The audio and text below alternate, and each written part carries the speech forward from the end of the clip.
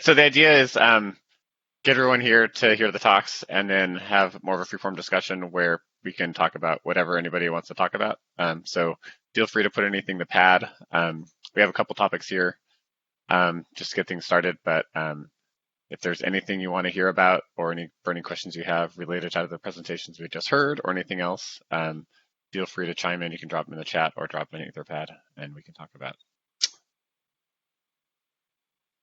is on people's minds. The first thing I put on there is just the status of file store.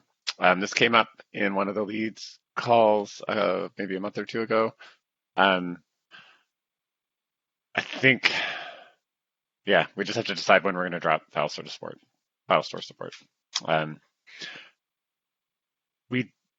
Let's see. Yuri did put together a couple of plots on the Grafana dashboard for telemetry, so we can see how many remaining file store OSDs are actually phoning in. It's a pretty small number. I think total it's like 1,500 OSDs out of 50,000, so like 4% and dropping. I'm not really sure. I don't know. I guess I'd be curious what users' feedback is, like how many people have file store in production and no plans to migrate, for example, or the level of concern here. Essentially, once we drop file store, then we can simplify some code and we can clean up the object store interface a little bit more to streamline the communication between the OSD and Blue Store.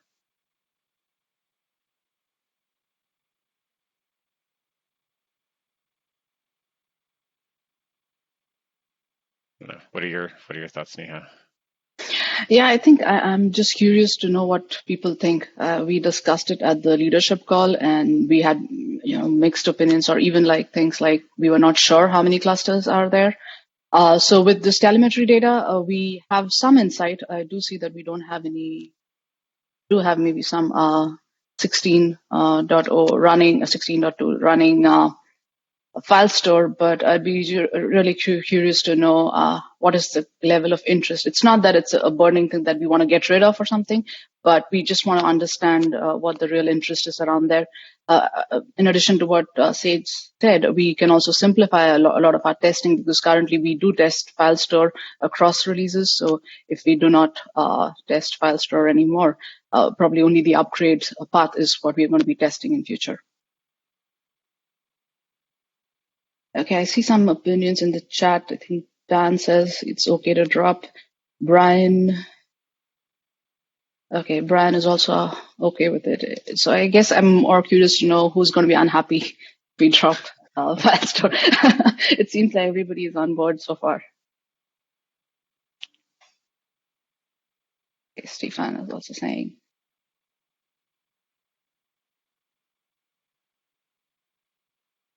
Yeah, it's a little bit interesting. That dashboard, but incidentally that I linked, I think might be only accessible if you're on the VPN, because there are a bunch of private dashboards that haven't been vetted as far as like whether they're disclosing public information.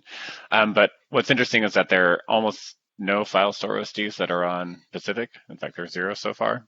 I think that's just because the file store clusters haven't been upgraded. Yeah, I don't know.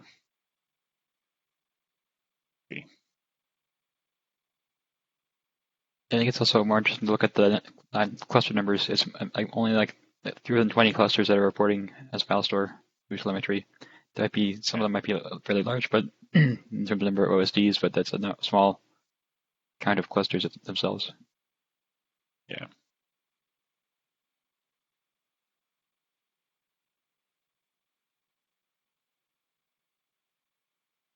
I guess another reason to drop it in the future was that Crimson isn't going to support file store. So eventually, once Crimson replaces the OSD, would be able to support it anymore. Yep. I think Dan had this idea about warning about file store deprecation. So I think we have a PR outstanding, at least that aims to warn about any existing file store OSDs in the cluster. So maybe that can be extended to talk about deprecation if required.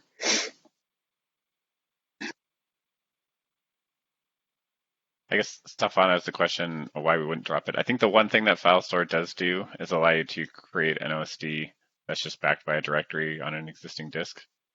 You don't have to dedicate an entire device. You can do that also with BlueStore, but it's a bit more awkward. You could back BlueStore with a device, but the tooling doesn't really support it. So it's not easy to do. That's something we can fix. We just haven't done that. Yeah, maybe adding a warning. That's a good idea. Yeah. Yep.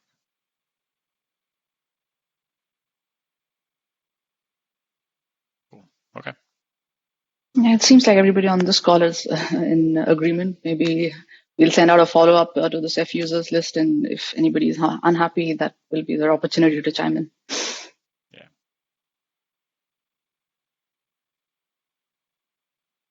Yep. All right. Just a quick comment. I know I posted the pad earlier with our names, but there weren't any options on the pad before. There are a bunch on there now. So if you look before, maybe take another look, and you can vote on other names that aren't Rogan.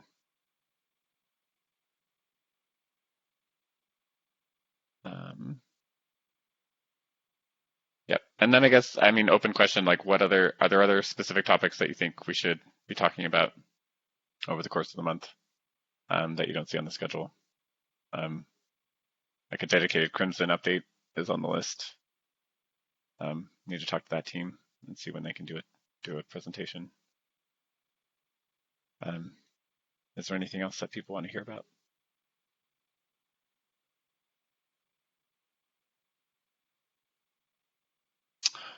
Update on dedupe. Yes, that would be a good one.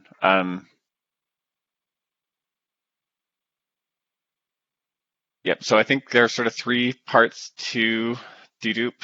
The first part is a set of Rados or a Rados class that streamlines storing deduped content addressable data in Rados. So these are objects that are named with a hash and have reference counts on them.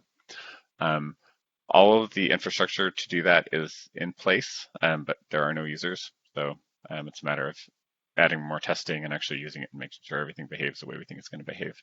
That's sort of the first piece, and it's basically done.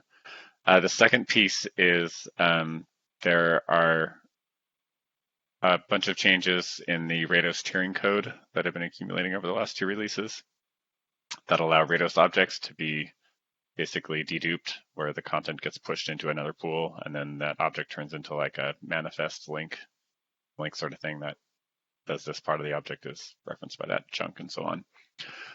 That code is in tree, but is not the most stable code.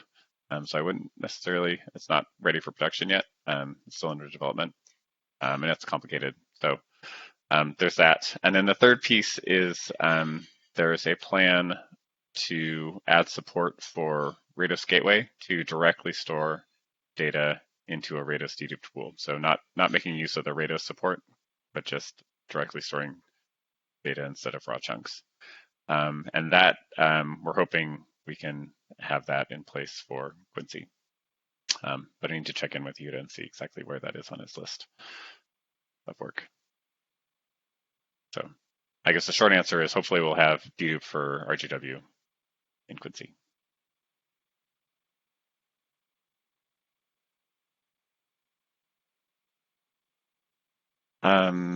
Another question that came up, does Ceph ADM support large clusters yet? Yes and no, I guess, maybe. So I haven't seen any reports of where the scaling limitation is for the current approach that Ceph ADM takes. Maybe Sebastian Wagner knows more if he's on the call or somebody else on the Ceph ADM team. That said, there is a plan to re-architect the way that Ceph ADM is gathering state from all the nodes in the cluster to be more scalable. And that's basically the one big project that we have on our plate for Quincy. So there's a bunch of work that's sort of in progress right now, fixing up NFS support and a couple other odds and ends. That's being all backported to Pacific. but those are all relatively short-term items. They'll probably get wrapped up in the next month or two. And then the big thing is adding support for these agents that would run on every node and be sort of pushing state to the manager instead of having the manager have to SSH in and scrape it every few minutes.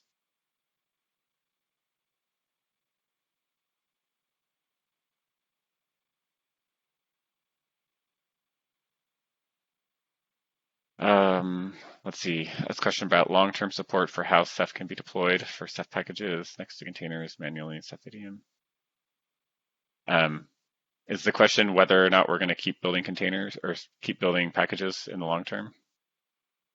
Is that the crux of that? So I think we have no plans to stop building packages. That's how all the downstream, or most of the downstream users are still doing it, like in Ubuntu and so on. So those packages are going to continue to exist. We'll probably be less aggressive about trying to support lots of different distros. That becomes less important. We have to build the RPMs because it's part of the container build process, and the container itself is based on CentOS. So those I think will never go away, and I think we have no plans to drop Ubuntu, but we probably won't support as many Ubuntu, and we're going to stop talking about adding the Debian packages, I'm guessing.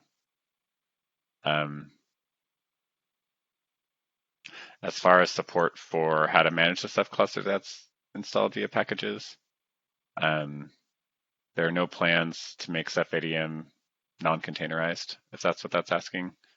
There is an opportunity to write another manager module that sits alongside Ceph ADM that sort of works with packages that are installed directly on the host, if somebody is invested in that. But I think it was interesting. There was Sebastian went through the user survey results last week and extracted all the comments relating to Ceph ADM and the orchestrator. And like basically all of the Ceph ADM related comments were asking, do we have to use containers, packages? I don't like containers. Containers are hard. And so we had this huge list of them, which when we first looked at it was a little bit overwhelming. But when we looked back and looked at the comments in detail, we couldn't find any actual reason why the Ceph ADM approach was problematic, except that containers were like just different. It was mostly like used to packages, I want to use packages, and not that there's anything wrong with the container approach. And so we've yet to really have anybody present a good reason why containers aren't an option. I think the only one that comes to mind for me is if you're running FreeBSD or a non-Linux operating system, then it's something totally different. But I think packages don't really help you in that case either. So if anybody has a good reason why containers aren't appropriate, then we would love to hear it. In the meantime, our focus is on just get over the sort of learning curve and just getting used to doing things a little bit differently.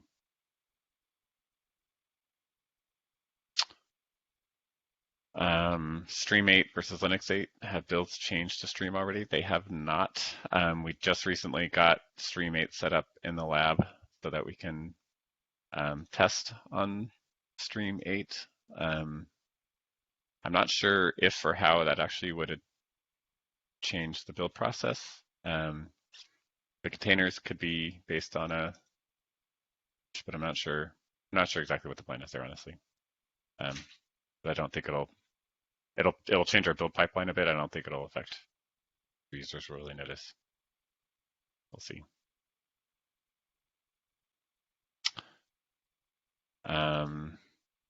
Plans for supporting CephFS and RBD on macOS? Not that I know of, but I'd be interested to hear if anybody else is looking into that. Yeah, I think there are occasionally some build fixes from folks to make more stuff build on macOS. But if anybody's interested in trying to work on that, I think we'd welcome patches. I think knowing that it builds on Windows is probably like a good motivator too, that I think a lot of the hard problems have been solved. Yeah, a lot of the kind of touch points that we need to change are probably common there, so all the if-defs are kind of already in place. And my understanding is that macOS has a fuse type thing built in, right? Not sure. True. Thought I remember hearing about somebody trying to do this well several years back. There is a fuse that you could add to it. I actually recently built it myself. And it mostly works. There's just some patches you need to do. Cool. Cool. Try to get this upstream to you, Josh. Yeah, that'd be great. And it looks like Keith was interested in those as well. Yeah.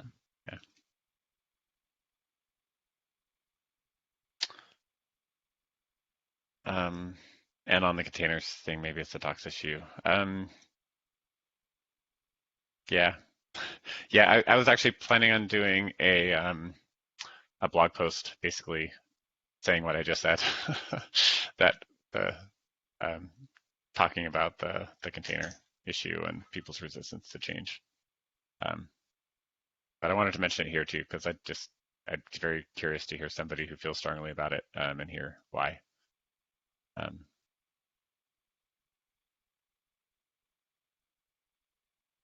Maybe a thread on Ceph users would be good too.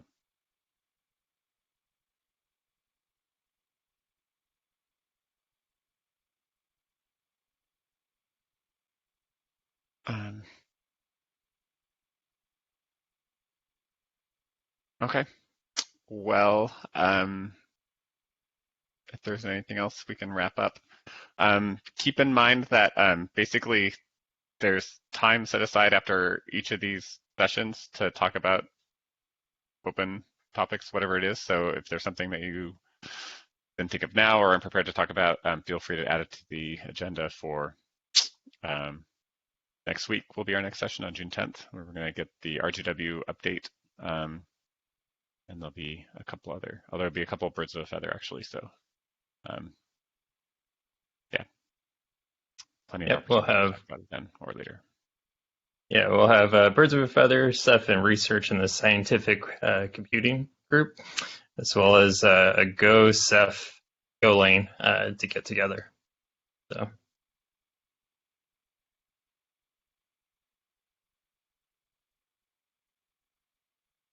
All right. Thank you, everybody. Thanks for joining. Thanks, Josh, Neha, Alessandro, for presenting, Loic. And Thanks.